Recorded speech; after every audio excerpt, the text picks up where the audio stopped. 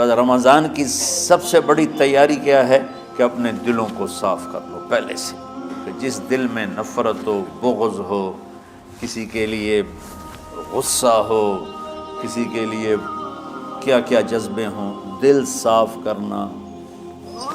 ہمارے گھروں میں روزانہ جھاڑو ہوتا ہے، یہاں مدرسے میں روزانہ صفائی ہوتی کہ نہیں ہوتی؟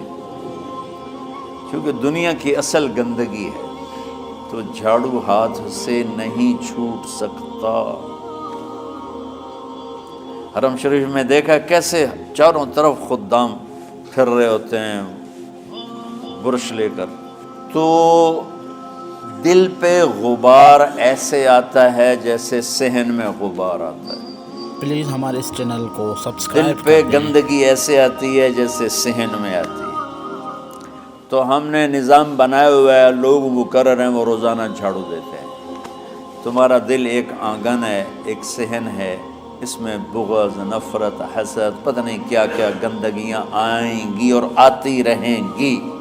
بچوں ایک کام کرو، جھاڑو پکڑ لو، صاف کرو۔ یا اللہ معاملہ تجھ سے کرنا ہے، لوگوں سے نہیں۔ کسی نے برا کہا، کسی نے غیبت کی، کسی نے گالی دی، کسی نے دھکا دیا، کسی نے حق مارا، کسی نے کچھ کیا، یا اللہ تیرے سپرد میں نے اپنے دل کو سب سے صاف کیا، میں نے اپنے دل کو سب سے صاف کیا۔ یہ اتنی بڑی عبادت ہے کہ بڑے بڑے نفلوں والے، تہجد والے، حج عمرے روزے والے تمہیں نہیں پکڑ سکیں گے، کیونکہ اس کا کرنے والا دنیا میں کوئی نہیں۔ نفل پڑھنے والے تو بے شمار ہیں، عمرے کرنے والے بے شمار ہیں، علماء بے شمار ہیں، حاجی بے شمار ہیں، سخاوت کرنے والے بے شمار ہیں، لیکن اس ٹکڑے کو صاف کرنے والا لاکھوں میں ایک بھی نہیں ہے۔ مشکل کام، آپ یہ سیکھ لیں، صاف کرو، صاف کرو، صاف کرو۔ یہ رمضان کی سب سے بڑی تیاری اور علم کو حاصل کرنے کی سب سے بڑی چابی ہے کہ اپنے دل کو کھلا کر لو۔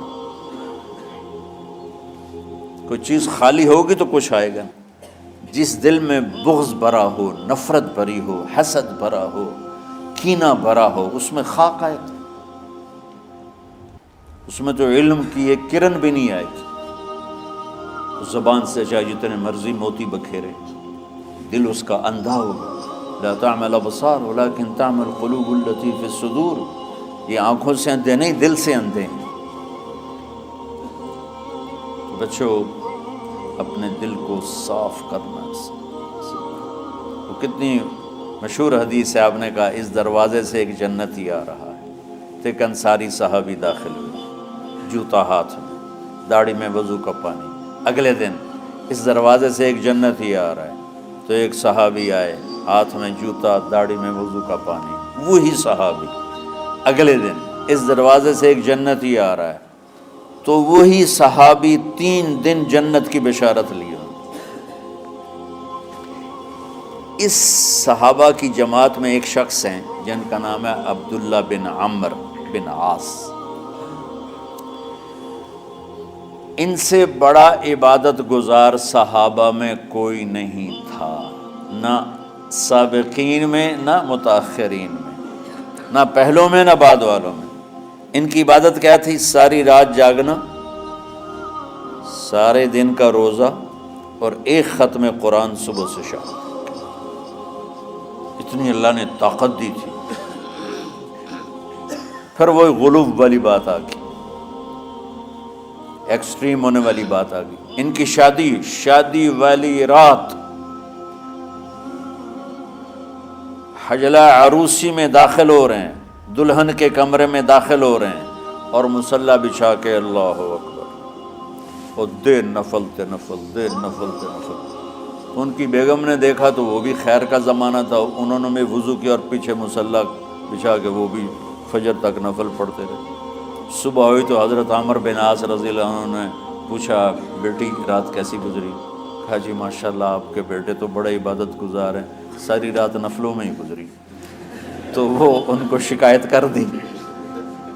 حضرت عمرو بن عاص کو اتنا غصہ چڑھا، وہ بیٹے کو تو کچھ نہیں کہا، کتنی حکمت کی بات ہے، سیدھے گئے اللہ کے نبی کے پاس، یا رسول اللہ یہ عبداللہ دیکھیں کیسا نادان ہے، اس کی شادی کی ساری رات نفل پڑھتا رہا۔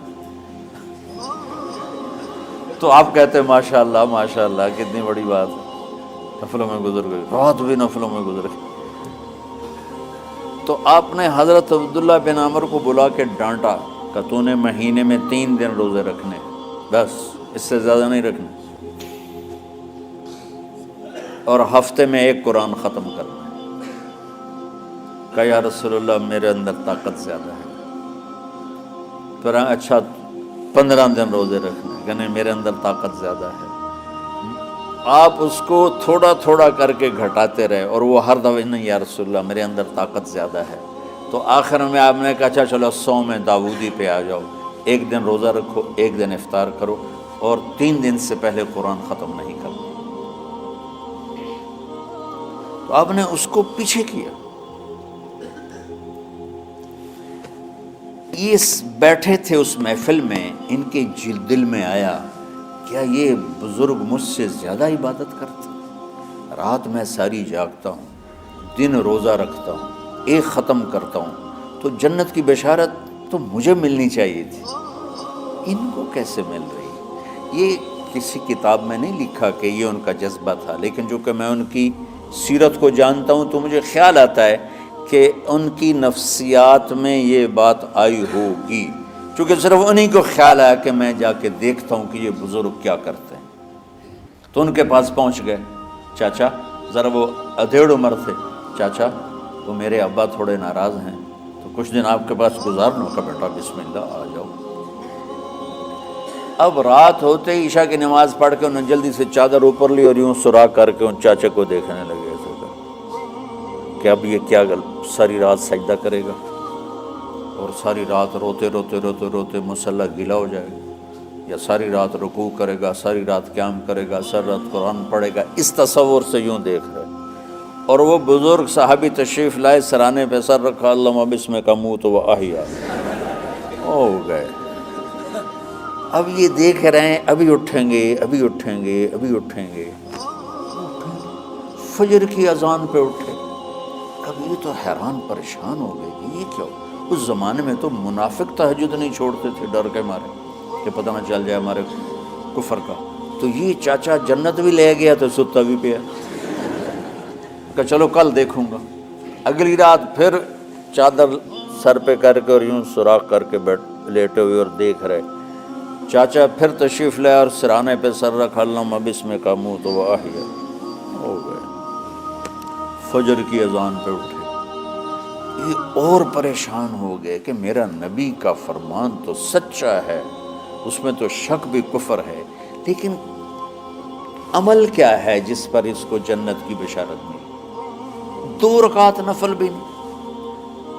اور آج کے دور میں تم میں سے ماشاءاللہ اکثر بچے تہجد پڑھتے ہیں کہ 1 رات اور دیکھوں گا، تیسری اللہم بسمک اموت و احیا، ہو گئی ساری رات۔ تو تیسری رات پھٹ پڑے عبداللہ بن عمر، کہنے لگے چاچا میری ابا سے کوئی لڑائی نہیں تھی، 3 دن میں تیرے بارے میں سنتا رہا، جنتی جنتی جنتی۔ میں دیکھنے آیا تھا کہ آپ کیا کرتے ہیں، آپ تو کچھ بھی نہیں کرتے ہو، ساری رات سوتے رہتے ہو، اب کیا کرتے ہو؟ میں نے کہا بیٹا یہی ہے جو تم نے دیکھا ہے۔ اب ان کو سمجھ میں نہیں آ رہا کہ یہ جوڑ کیسے بٹھاؤں، ادھر جنت کی بشارت، ادھر ساری رات خراٹے، اب یہ اس میں جوڑ کیسے بٹھاؤں؟ نبی کی بات تو غلط ہو نہیں سکتی۔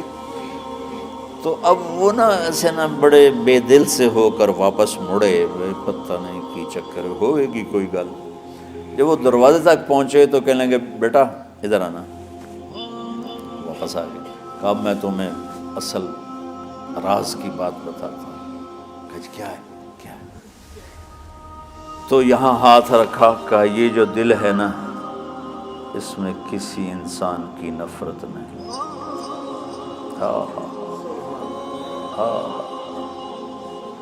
اور جب اللہ کسی کو رزق دیتا ہے، عزت دیتا ہے، مجھے کبھی حسد نہیں ہوا، مجھے خوشی ہوتی۔